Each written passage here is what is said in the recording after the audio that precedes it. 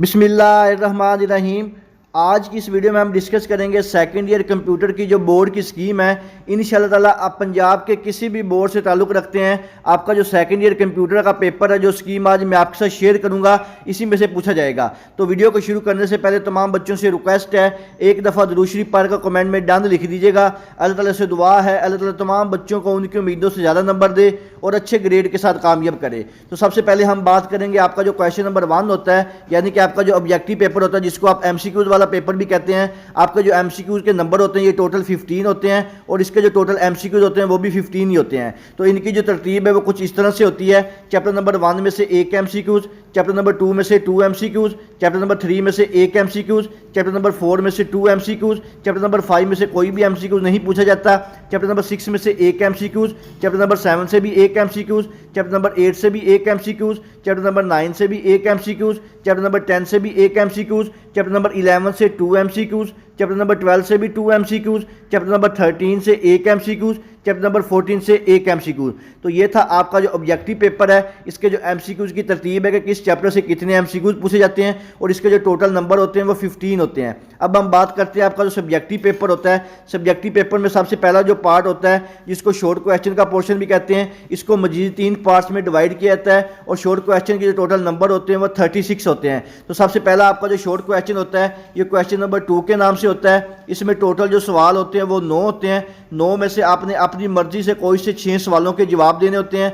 हर सवाल के 2 नंबर होते हैं और आपका जो क्वेश्चन नंबर 2 है ये टोटल 12 मार्क्स का होता है। तो इसकी जो तरतीब है, आपका जो क्वेश्चन नंबर 2 है ये चैप्टर नंबर 1, 2, 3, 4, 5, 6 और 7 इन चैप्टरों को मिला के बनाया जाता है। चैप्टर नंबर 1 में से 2 शॉर्ट क्वेश्चन और चैप्टर नंबर जो 4 है इसमें भी 2 शॉर्ट क्वेश्चन पूछे जाते हैं, जबकि जो बाकी के चैप्टर हैं इनमें से एक शॉर्ट क्वेश्चन पूछा जाता है। इसके बाद नेक्स्ट आपका जो शॉर्ट क्वेश्चन का पोर्शन होता है क्वेश्चन नंबर 3 के नाम से, इसमें भी टोटल 9 सवाल होते हैं। 9 में से आपने कोई से 6 सवालों के जवाब देने होते हैं। हर सवाल के 2 नंबर होते हैं और ये वाला जो पोर्शन है ये भी टोटल जो 12 नंबर का होता है। और आपका जो क्वेश्चन नंबर 3 है ये चैप्टर नंबर 11, 12, 13 और 14 इन 4 चैप्टर्स को मिला के बनाया जाता है। चैप्टर नंबर 11 में से 3 शॉर्ट क्वेश्चन, चैप्टर नंबर 12 में से भी 3 शॉर्ट क्वेश्चन, चैप्टर नंबर 13 से 2 शॉर्ट क्वेश्चन और चैप्टर नंबर 14 से 1 शॉर्ट क्वेश्चन पूछा जाता है। इसके बाद आपका जो लास्ट पोर्शन होता है शॉर्ट क्वेश्चन का क्वेश्चन नंबर 3 के नाम से, इसमें भी टोटल 9 सवाल होते हैं। 9 में से कोई से 6 सवालों के आपने जवाब देने होते हैं और आपका जो क्वेश्चन नंबर 3 है ये टोटल 12 नंबर का होता है। और ये वाला जो पोर्शन है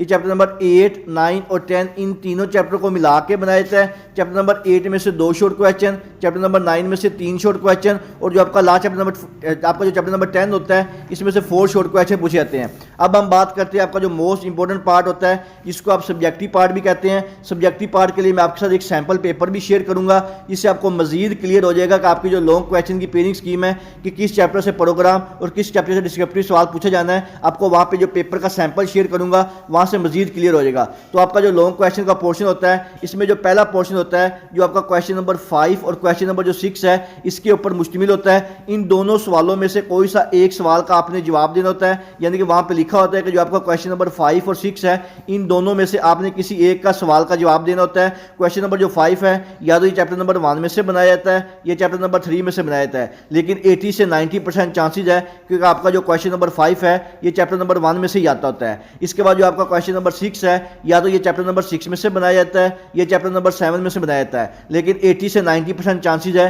कि जो आपका क्वेश्चन नंबर 6 है ये चैप्टर नंबर 6 में से बनाया जाता है। अगर आप चैप्टर नंबर 1 या चैप्टर नंबर 6 इन दोनों में से कोई एक चैप्टर अच्छी तरह से कर लें तो आपका जो पहला पार्ट है जिसमें आपने क्वेश्चन नंबर 5 और 6 में से एक पार्ट को अटेम्प्ट करना होता है तो आपका वो अटेम्प्ट हो जाएगा। इसके बाद आपका जो नेक्स्ट पार्ट होता है, इसका जो दूसरा पार्ट होता है लॉन्ग क्वेश्चन का, ये क्वेश्चन नंबर 7, 8 और 9 इन 3 सवालों पर मुश्तमिल होता है और इन तीनों में से आपने अपनी मर्जी से कोई से 2 लॉन्ग क्वेश्चन के आंसर देने होते हैं। और आपका जो क्वेश्चन नंबर 7 होता है लॉन्ग क्वेश्चन का, ये चैप्टर नंबर 8 में से बनाया जाता है और नेक्स्ट जो लॉन्ग क्वेश्चन होता है क्वेश्चन नंबर जो 8 होता है ये चैप्टर नंबर 11 में से बनाया जाता है और आपका जो लास्ट लॉन्ग क्वेश्चन होता है क्वेश्चन नंबर 9 के नाम से, ये चैप्टर नंबर 12 में से बनाया जाता है। अब चैप्टर नंबर 12 में से कंफर्म नहीं है कि चैप्टर नंबर 12 में से ही प्रोग्राम आएगा। चैप्टर नंबर जो 11 है इससे भी प्रोग्राम पूछा जा सकता है और जो चैप्टर नंबर 12 है इससे भी प्रोग्राम पूछा जा सकता है। तो इसमें कंफर्म बिल्कुल भी नहीं है कि चैप्टर 11 से प्रोग्राम पूछा जाएगा या चैप्टर नंबर 12 से पूछा जाएगा। तो आपने इन दोनों के जो प्रोग्राम और डिस्क्रिप्टिव सवाल हैं वो आपने अच्छी तरह करके जाने हैं। अगर आप chapter number 1, chapter number 6, chapter number 8 और चैप्टर नंबर 11 ये वाले जो 4 चैप्टर हैं इनको अच्छी तरह से कर लें तो sorry chapter number 1, chapter number 8 और चैप्टर नंबर 11। ये वाले जो 3 चैप्टर हैं, अगर आप इनको अच्छी तरह से कर लें तो इंशाल्लाह ताला उम्मीद है कि आपका जो लॉन्ग क्वेश्चन का पोर्शन है 24 मार्क्स का, ये 100% अटैम्प्ट हो जाएगा। जबकि बाकी के जो रिमेनिंग चैप्टर हैं इनके सिर्फ और सिर्फ आप शॉर्ट क्वेश्चन और जो MCQs हैं इनको अच्छी तरह से कर लें तो इंशाल्लाह ताला आपका जो सेकंड ईयर का कंप्यूटर का पेपर है इंशाल्लाह ताला 100% अटैम्प्ट हो जाएगा। अब मैं आपके साथ एक जो सैम्पल पेपर है वो शेयर करता हूँ, वहाँ पर आपको मजीद क्लियर हो जाएगा कि आपका जो बोर्ड का पेपर है सेकंड ईयर कंप्यूटर का वो किस तरह से आता है। तो सबसे पहले हम बात करते हैं आपका जो ऑब्जेक्टिव पेपर होता है। ये मेरे पास एक लास्ट ईयर का ऑब्जेक्टिव पेपर है। इसमें टोटल जो आपको नंबर होते हैं ऑब्जेक्टिव पेपर के वो 15 मार्क्स होते हैं और इसके लिए आपको जो टोटल टाइम दिया था वो 20 मिनट्स दिए थे, यानी कि 20 मिनट्स के अंदर अंदर आपने जो ऑब्जेक्टिव पेपर है इसको सोल्व करना होता है। तो ऑब्जेक्टिव पेपर में सबसे पहले आपके जो 6 MCQs होते हैं, ये 6 MCQs आपका जो MS एक्सेस वाला है यहाँ से पूछे जाते हैं, यानी कि पहले जो 6 MCQs हैं आपका जो MS एक्सेस वाला पोर्शन होता है वहाँ से पूछे जाते हैं। इसके बाद बाकी के जो रिमेनिंग MCQs हैं आपका जो चैप्टर C लैंग्वेज वाले हैं, जो C लैंग्वेज वाला पोर्शन है इसमें से बाकी के जो रिमेनिंग MCQs हैं ये पूछे जाते हैं। तो आपने इन MCQs का C लैंग्वेज वाला और MS एक्सेस वाला इन दोनों पोर्शन को अच्छी तरह करके जाना है, फिर आपका ये जो ऑब्जेक्टिव पेपर MCQs वाला पोर्शन है ये आपका 100% अटैम्प्ट होगा। इसके बाद हम बात करते हैं आपका जो सब्जेक्टिव पेपर होता है। सब्जेक्टिव पेपर में जो आपके पास टोटल नंबर होते हैं वो 60 नंबर होते हैं, यानी कि आपका 60 नंबर का सब्जेक्टिव पेपर होता है और इसके लिए आपको जो टोटल टाइम दिया जाता है वो 2 घंटे और 10 मिनट होता है। इसमें आपका जो सबसे पहला सेक्शन नंबर 1 होता है जो कि MS एक्सेस के मुताल्लिक होता है। इसमें जैसे अभी मैंने आपको स्कीम में बताया था कि आपके पास टोटल जो सवाल होते हैं वो 9 होते हैं, 9 में से आपने 6 सवालों के जवाब देने होते हैं, हर सवाल के 2 नंबर होते हैं और टोटल इसके जो मार्क्स होते हैं ये 12 होते हैं। और ये वाला जो आपका सवाल नंबर 2 होता है ये आपका जो पोर्शन होता है MS एक्सेस वाला ये यहाँ से बनाया जाता है। इसके बाद नेक्स्ट आपका जो शॉर्ट क्वेश्चन का पोर्शन होता है, क्वेश्चन नंबर जो 3 के नाम से होता है, इसमें भी टोटल जो सवाल होते हैं वो 9 ही होते हैं, 9 में से आपने 6 सवालों के जवाब देने होते हैं, हर सवाल के 2 नंबर होते हैं और ये वाला जो पार्ट है ये भी टोटल जो है 12 नंबर का होता है। और आपका ये वाला जो क्वेश्चन नंबर 3 है ये आपका जो C लैंग्वेज वाला पोर्शन होता है, प्रोग्रामिंग वाला, यहाँ से पूछा जाता है। और इसमें अगर आप देखें तो बाद जो है प्रोग्राम भी पूछे गए हैं, तो इसमें आपने प्रोग्राम्स को भी अच्छी तरह करके जाना है।